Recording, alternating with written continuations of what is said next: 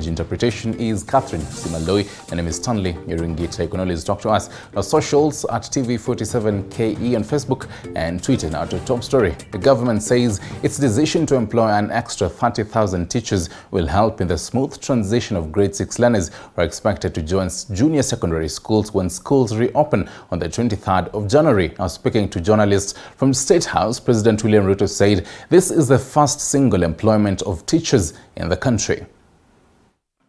Pia ili kuhakikisha ya kwamba hiyo transition itakuwa haina matatizo, ndio tuliamua kama serikali ya kwamba lazima tuajiri walimu, na ndio tumetangaza kuajiri walimu 30,000 wapya. The largest ever single employment of teachers in Kenya, right?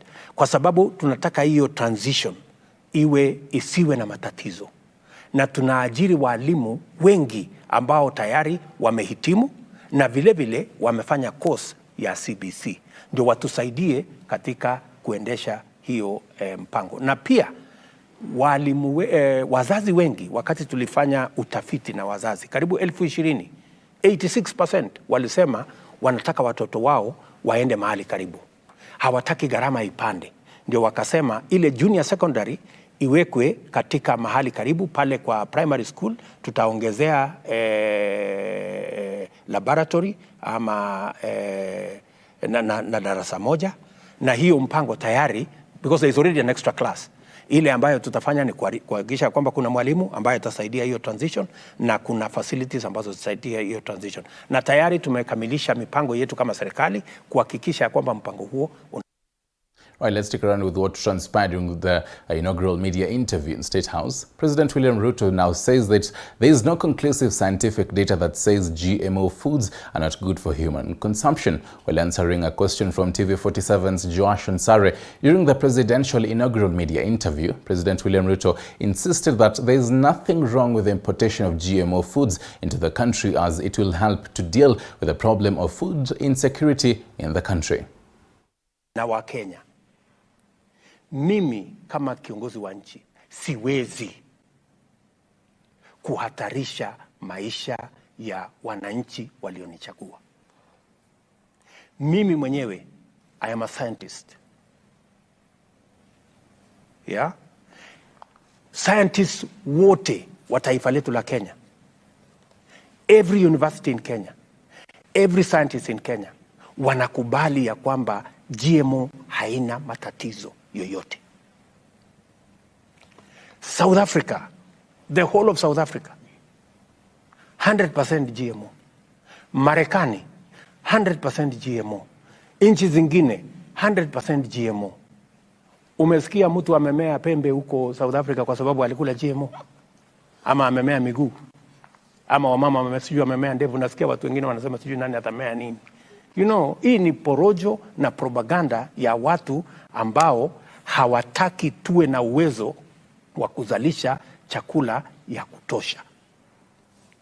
Mimi mwenyewe nimekula chakula ya GMO. And most definitely stick around for the second tier of the inaugural media interview. Our very own Linda Lela will be right there with other journalists from other media houses. Expect more on that, and obviously send in your questions and feedback for the president to answer. Now to other matters, ever since the 2023 New Year celebrations, residents from Mwea East constituency, Kirinyaga County, have been living in fear, anxiety and sadness following an increase in suicide cases, with 4 reported in less than 4 days. And as Elizabeth Atiano now reports, the recent incident was reported Tuesday night after a middle-aged man allegedly died by suicide after his mother refused to give him money to buy a roll of bang. A somber mood engulfed in Kagio Market, Kirinyaga County for the better part of Wednesday morning after distraught residents congregated in this homestead to get a clear picture of the tragedy that ensued on Tuesday night. It all began on Tuesday evening when the deceased 26-year-old Peter Mwangi allegedly visited his mother Teresia Wanjiku demanding a sum of money to purchase bang, but she refused, a move that greatly angered the deceased, who was this morning found dangling with a rope on his neck. Aliomba mama yake pesa aende kanunue msikoto ya banki na mama alikataa kumpatia. So katika hiyo hali alikuwa ameonekana akiwa mdhaifu sana na ulevi ulikuwa ndani yake. So katika hiyo hasira alienda kwa nyumba yake ambaye amekotesha akalala. Asubuhi leo sasa walikuwa nafikiria labda ameenda tu kulala. Kumba jamaa alichukua kamba na akachenyonga. So mama yake kwenda kuangalia through the window kwa dirisha ni chumba lake, basi akapata jamaa amejitia kitanzi. Confirming the incident was Mwea West OCPD Wilson Koske, who decried an increase in the number of suicide cases in the area, stating that over 4 bodies have been recovered since New Year. Tayari hapa hii area yangu niko na watu 4 wako moja. Hii ni ya 4. Na nimesikia ingine yuko huko Makutano, sijui kama ni upande wa Eastern ama ni kwetu. So tutaenda tu kuchukua, hakuna njia nyingine. Hapa kwetu kuna kijana mmoja amekufa. Mtoto amekufa pale, amefrit na amepelekwa moja. Kuna uzuri sana, vijana wanaenda sana, na ukiangalia percentage mingi ni vijana wanaenda. Wanaingilia mambo za madawa, mambo ya rahisi. Koske further urged residents, especially the youth, to avoid drug and substance abuse, which is said to be the main catalyst fueling crime and mortalities in the area. Hapa incidences mingi ya suicide iko shocking. Ni ya mshangao sana. Na wenye kumaliza kujinyonga ni vijana wadogo. Sijui nini nasumbua wao. Officers from Riandira Police Station visited the crime scene and transferred Mwangi's body to Kabuki Funeral Home as investigations continue. Elizabeth Atieno, TV 47. Thank you for that, Elizabeth Atieno. Now to some matters. Food Agriculture Cabinet Secretary Mithika Lenturi has launched the training of trainers of Assistant County Commissioners. The event that took place at the School of Government, Lower Kabete, will see farmers register in the government subsidy fertilizer scheme. Interior Principal Secretary Raymond Omolo, who had graced the event, said the exercise will be voluntary and urged the National Government Administration officers, that is NGAOs, to uphold inclusivity, integrity and fairness throughout the registration process. Earlier on, CS Lenturi had assured Kenyans that the cost of maize flour and rice will drop by the end of February, even as the government imports the same. Going to salt or antibiotic, you should have talked about food, because it is food. The data you collect is able to be processed. We are able to use it so that in the next rollout, then we will be able to reach out to very many farmers without any or much cry out there. Whenever there is, whenever we have a crisis or a drought like the one we've going through, we are out there and begging with the bows. We are hungry, give us food. This is not the right way, because the countries that are feeding themselves without really having to rely on that, because they plan themselves better. And I think Kenya is, with the right leadership that we have right now, it's just a matter of a few months. This training will equip you with the requisite knowledge and skills necessary for the program. You will be required to diligently transfer and cascade this knowledge to the other officers and stakeholders across the country.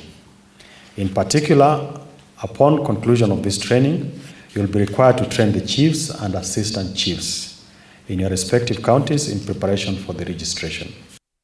Now, away from that, voters in Kandara, Garissa Township and Elgeyo Marakwet will go to the polls on Thursday to elect their representatives to the 13th Parliament. The Independent Electoral and Boundaries Commission, IBC, which spent the better part of Wednesday dispatching poll materials, says it is ready for the mini poll with security beefed up to ensure a peaceful and credible poll. Apollo Kremau reports.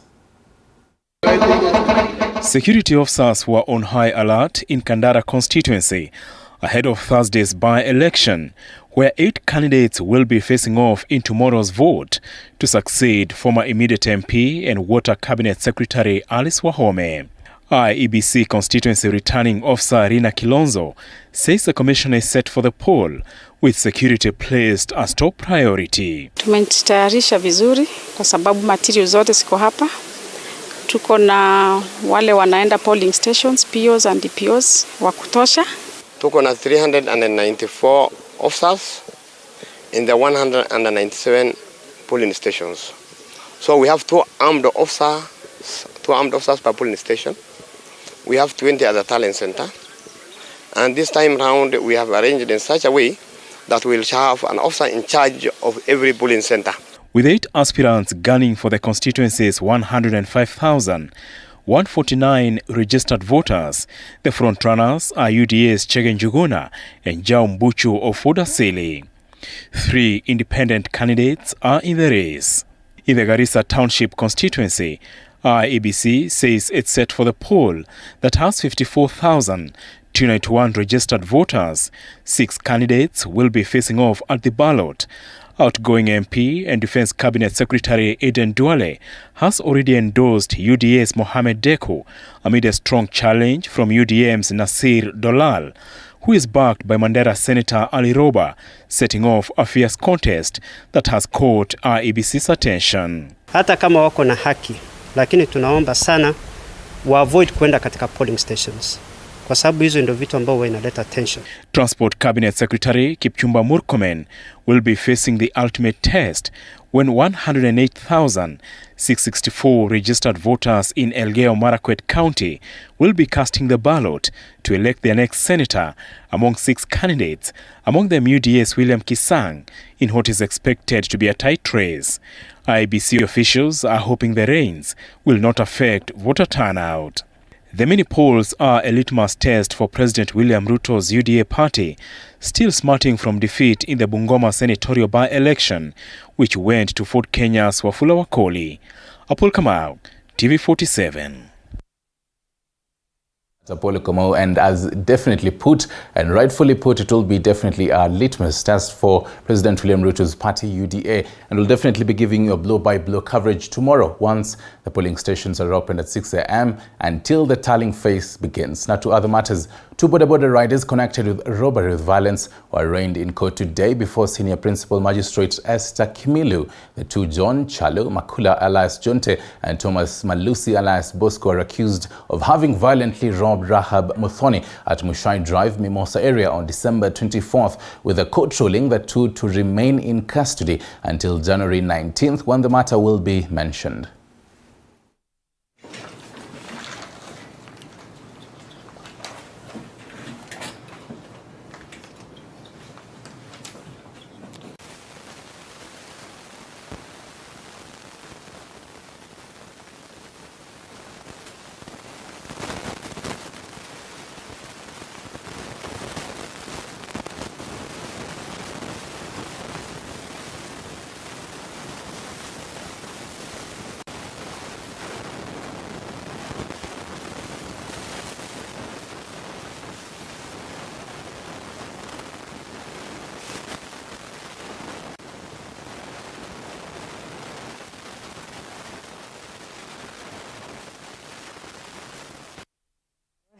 Herders in Kajiado are dealing with the loss of their livestock after the animals reportedly consumed feed that was suspected to be poisoned. The tragedy comes after a devastating drought that has caused many herders to become disheartened.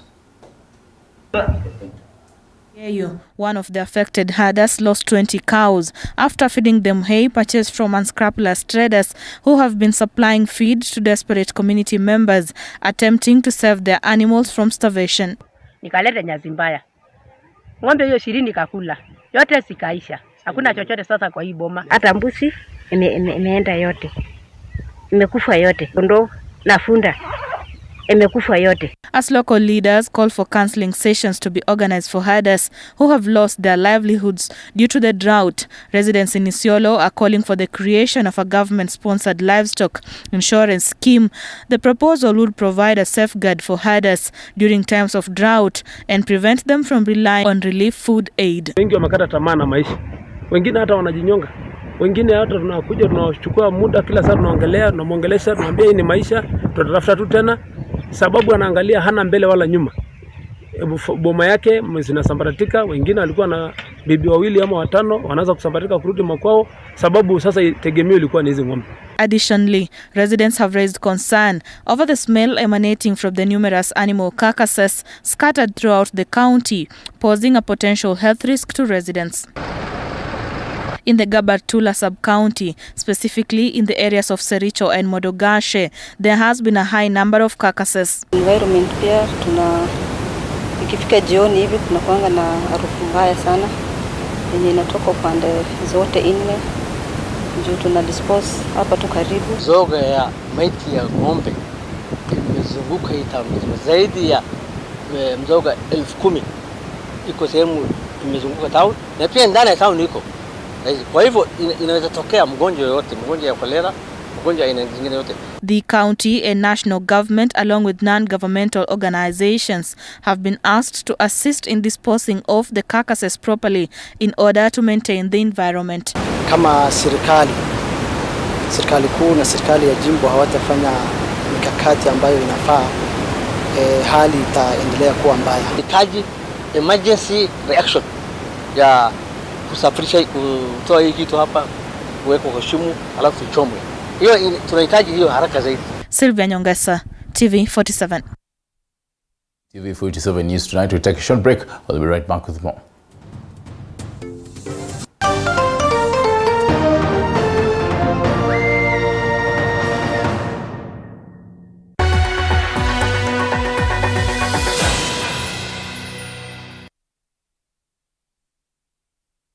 Do you dream of working in Germany as a health practitioner? Mount Kenya University, through its affiliate, Equip Africa Institute, has partnered with Hochschule Koblenz University of Applied Sciences, Germany, to train you in healthcare assistant for German hospitals. The training, which targets those who have cleared KCSE and have proficiency in German, will be conducted in 2 semesters, with successful candidates being guaranteed apprenticeship and job opportunities in partner German hospitals. January intake is in progress. Je, maumivu ya kichwa na kukosesha amani? Kaluma Strong hutuliza maumivu ya kichwa, maumivu ya mwili na hata huondoa joto jingi mwilini. Kaluma Strong ina aspirin kama kiungo. Maumivu yakizidi, muone daktari. The secret to an instant